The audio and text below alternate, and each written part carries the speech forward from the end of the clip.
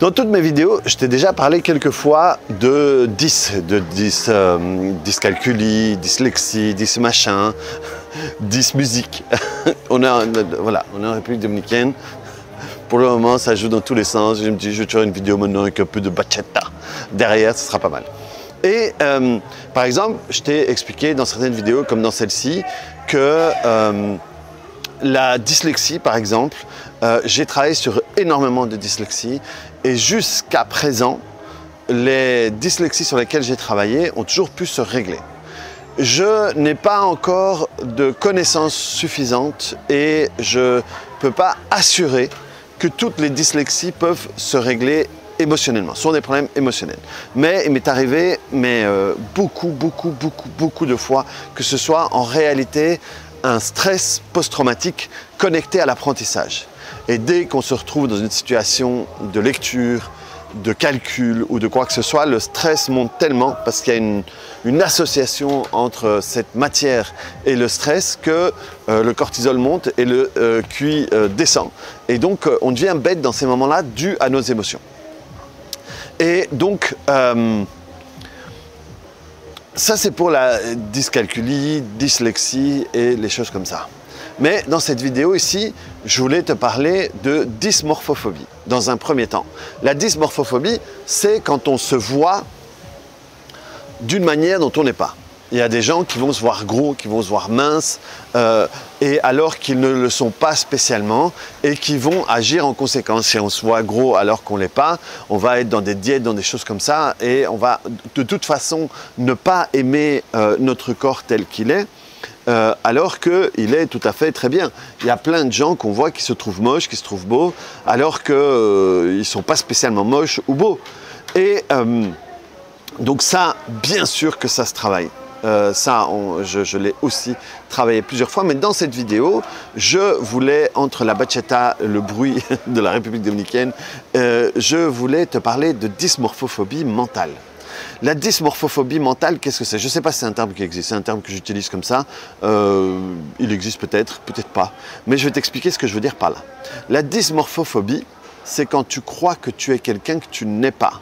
Et de nouveau, si tu crois que tu es un mec top ou tu es une gonzesse top et que du coup ça te permet de vivre mieux, bah, tant mieux. Hein.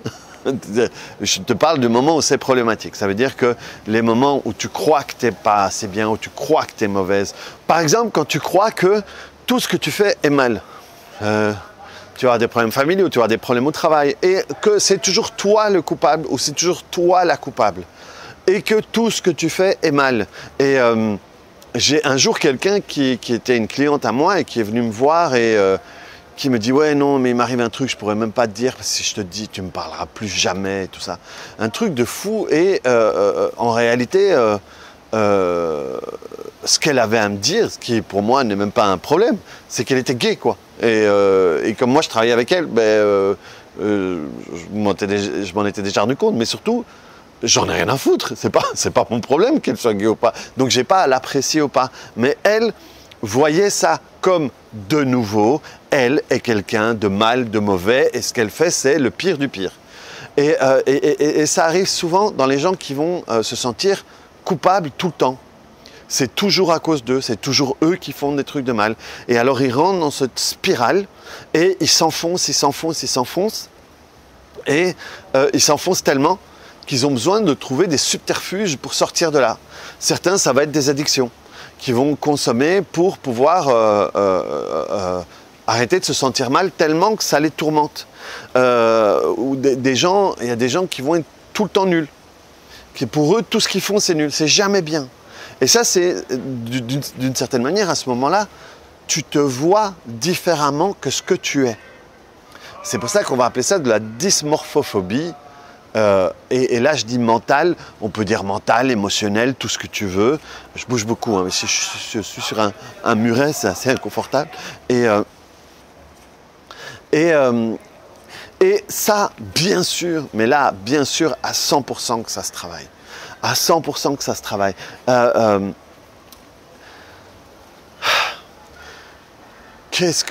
est-ce que je pourrais t'expliquer ça? À un moment dans ta vie, il est arrivé quelque chose.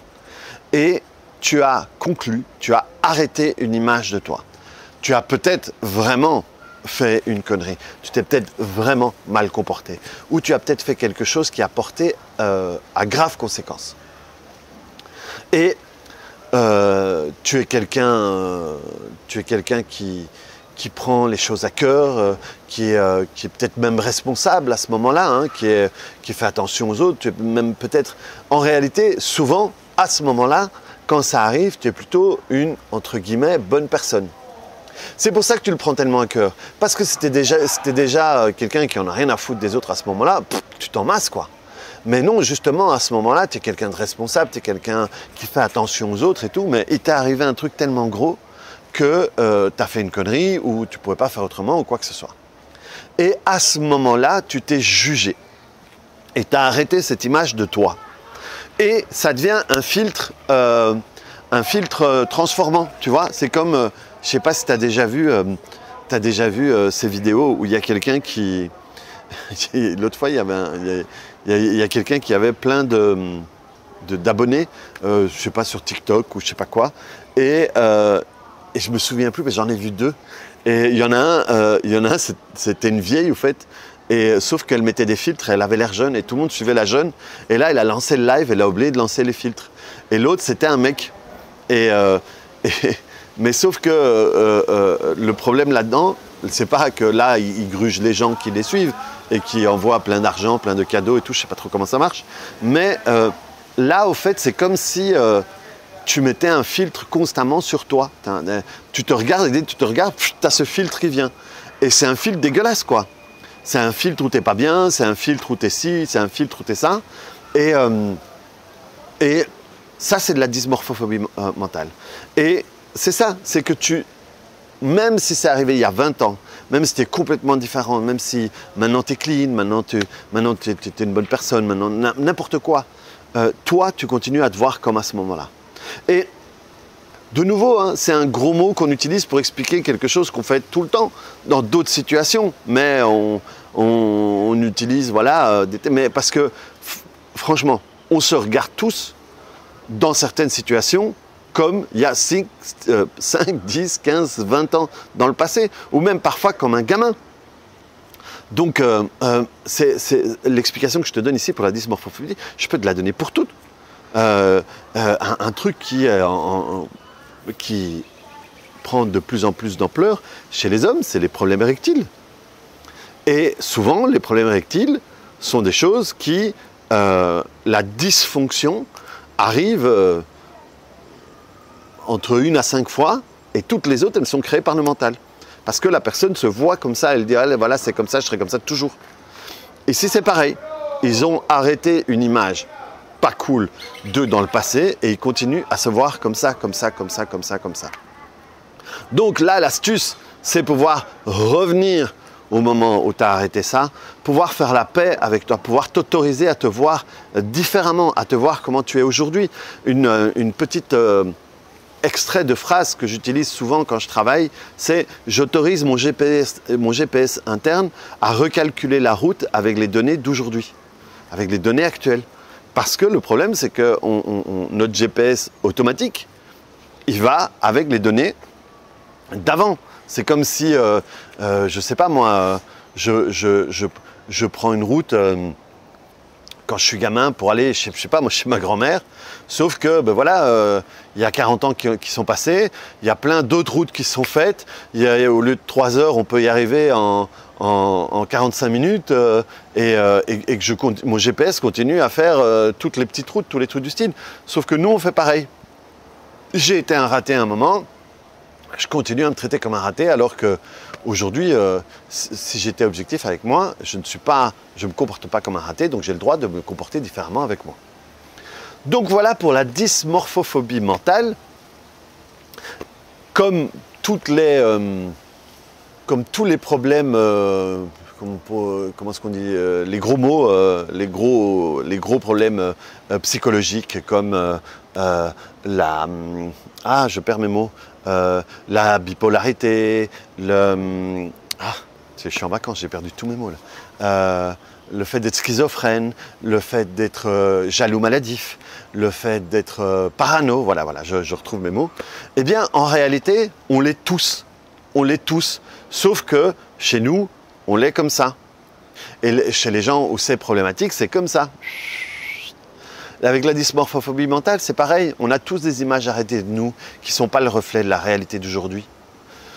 Mais quand ça devient problématique, ça veut dire que c'est plus amplifié dans la manière de fonctionner. Donc voilà. Voici ça te parle. N'hésite pas à aller chercher ça quand tout d'un coup, tu sais que tu es dur avec toi dans une thématique. C'est une croyance. Et donc, c'est bien de la mettre en doute. Est-ce que c'est vraiment vrai que je suis comme ça? Est-ce que c'est vraiment vrai que je suis nul, ou que je suis ci, ou que je suis ça, ou pas? N'hésite pas à la remettre en doute. Et si tu veux changer ça pour de vrai, bon, tu as toujours ma vidéo ici où tu peux faire la séance là-dessus si tu sais où ça a commencé, où ça a été défini. Ou sinon, zenrela.com, tu as plein de thérapeutes certifiés en TPE. Ou sinon, tu prends contact avec moi. Tu trouves facilement mes coordonnées sur zenrela.be, ou sinon en dessous, de toute façon, tu as mon mail, tu as mon numéro. Je suis facile à trouver. Donc voilà les amis, clique sur le bouton j'aime, mets-moi en commentaire pour voir si ça t'a parlé, si ça t'a fait penser à certaines choses. Et on se voit très vite sur une autre vidéo. Salut!